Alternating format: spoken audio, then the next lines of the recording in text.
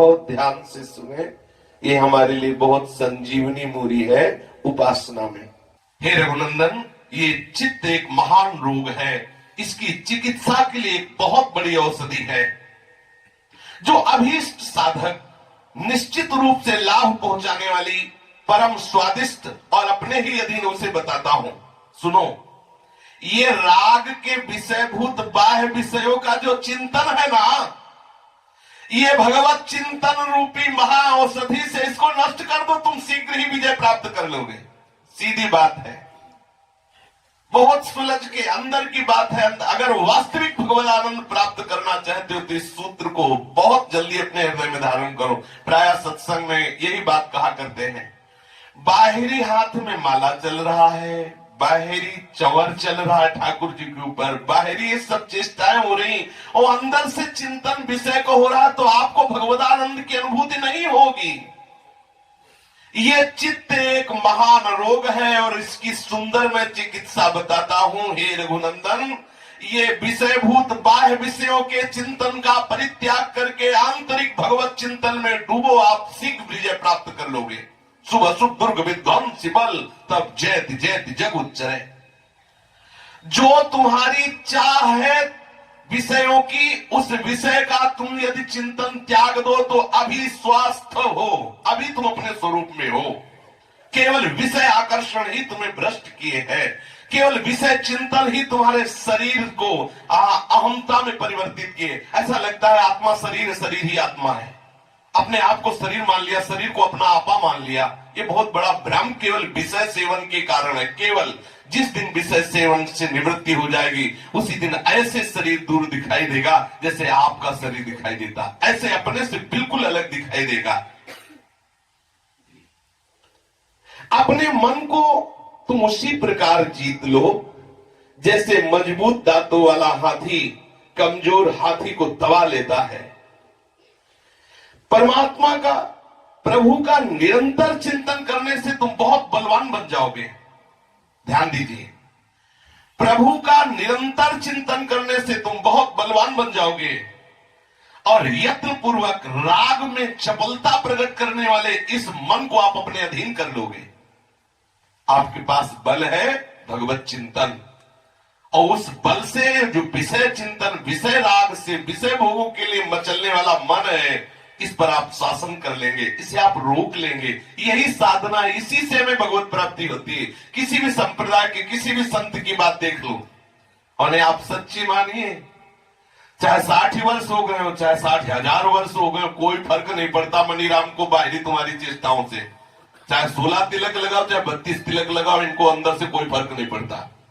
अगर आप अंदर से भगवत चिंतन नहीं करते हैं तो बाहर ये सब पाखंड हो जाएगा। बिन विवेक वैराग्य भक्ति बिन सत्य नय को मानो, भगवत विमुख कपट चतुराई सो पाखंड नहीं जानो। 12 तिलक लगाना, कंठी धारण करना, भगवान नाम उच्चारण करना बहुत महामहिमामय भागवतिक स्वरूप है। यदि अंदर का विषय चिंतन हमारा बराबर बनता रहा तो यही गाली दिलाओगे आप इसी आचार्य परंपरा को। देखो तिलक धारण किए हैं, देखो कंठी धारण किए हैं, क्या देखो कैसे आचरण कर रहा है। जिस समय विषय चिंतन होता है, विषय में तदात्म भाव होता है, संयोग बन जाता है, साधक भ्रष्ट हो जाता है। हमारी सबसे पहली धरा होनी चाहिए, विषय चिंतन ही ना बनने पावे, इसके लिए प्रयासरत रहना है।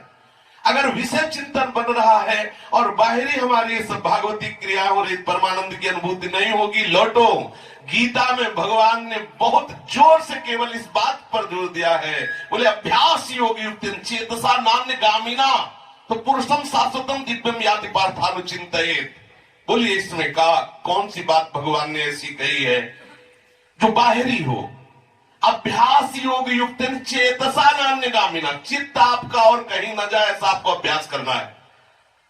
कितनी जगह जब अपनापन से बात करते हैं, बोले अनन्य चिंतयन्तो माम, केवल मेरा चिंतन करो। चिंतन चिंतन अनन्य चेता सततम, मेरा अनन्य चिंतन करो, मेरा, क्योंकि बात चिंतन से बननी है।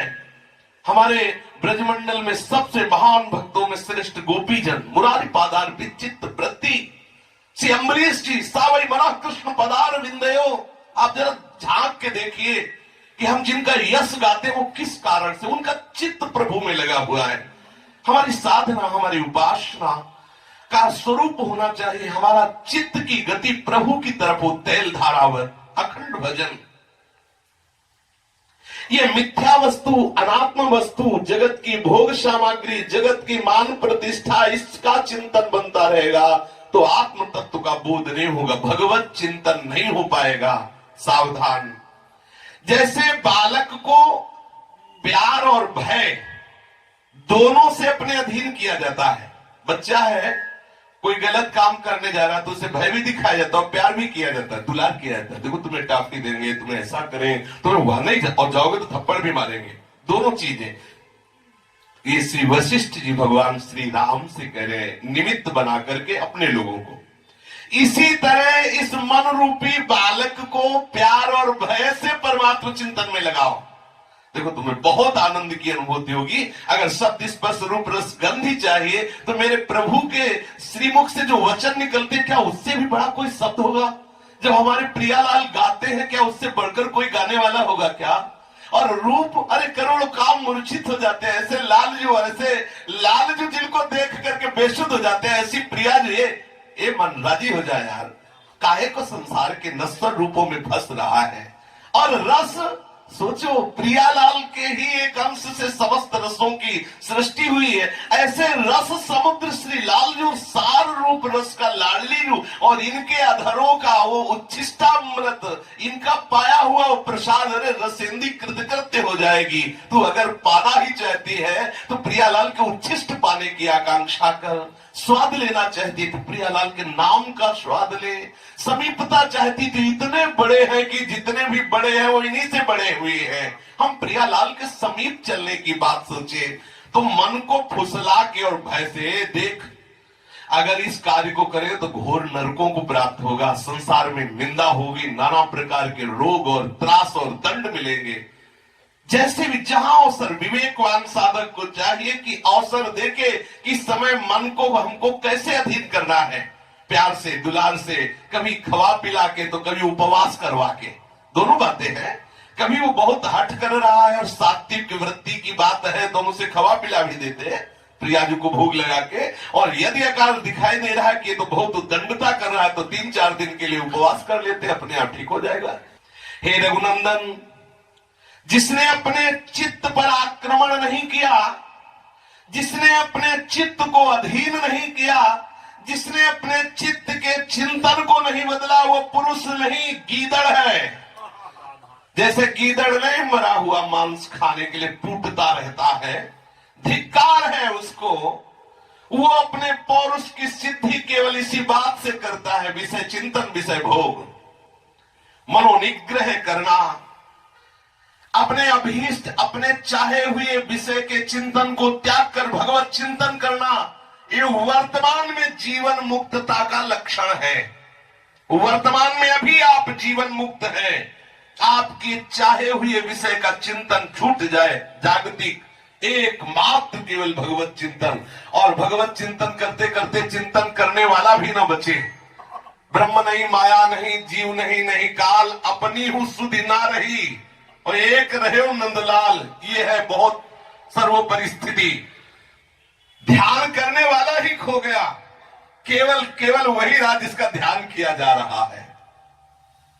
उस मुख्य साधन मनोनिग्रह के बिना यदि गुरु का उपदेश हो, शास्त्रों का प्रवचन हो, नाना प्रकार के साधन की युक्तियां हो, वो सब व्यर्थ है। जैसे पवित्र गाय का दूध चमड़े के थैले में रख दिया जाए, ऐसे ही गुरु का उपदेश उसके ऊपर जाकर अपवित्र हो जाता है।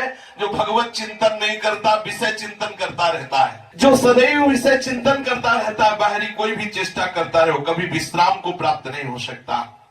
इस सामने दिखाई देने वाला शरीर, जिसको माना जाता है पिता से उत्पन्न है, ये धन, ये खेत, ये भोग सामग्री, ये जितना भी जो कुछ है, ये सब केवल मन से प्रकट हुआ है। इसलिए मन से इनका चिंतन करना छोड़ दो।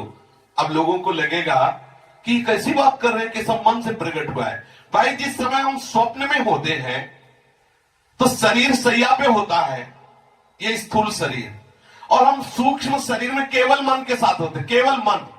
जो मन है वही वस्तु बन जाता है, वही व्यक्ति बन जाता है, वही बाजार बन जाता है, वही अनुकूलता बन जाता है, वही प्रतिकूलता जितना कुछ स्वप्न में होता है केवल मन होता है। और जब जगा तो केवल मन का विलास था, कुछ नहीं था। सच्ची मानिए, ये मोह रूपी निद्रा में जो भी दिखाई दे रहा ये सब मन का विलास है। जिस समय आप सच्चिदानंद तत्व में जगेंगे तो एकमात्र प्रभु के सिवा कुछ नहीं है। क्योंकि अभी हम स्वाप्निक पुरुष हैं तो ये बात हमारी समझ में नहीं आ रही। मुझे लग रहा है ऐसा कैसे सब स्वप्न है, ऐसा कैसे सब मन का विलास है, ये सत्य दिखाई दे रहा है। तो स्वप्न में भी तो सत्य दिखाई दे रहा था, मैं और तू और नाना प्रकार का प्रपंच। लेकिन जब जगे तो अकेला केवल मन ही ये सब रचना किए हुए था, इसलिए मन की ही रचना है। जब हम सदैव अपने चित्त को प्रभु के चिंतन में लगाएंगे तो आप निश्चित समझो ये जो चित्त विषयाकार हो गया ये भगवदाकार हो जाएगा। चित्त का भगवदाकार हो जाना ही परम पद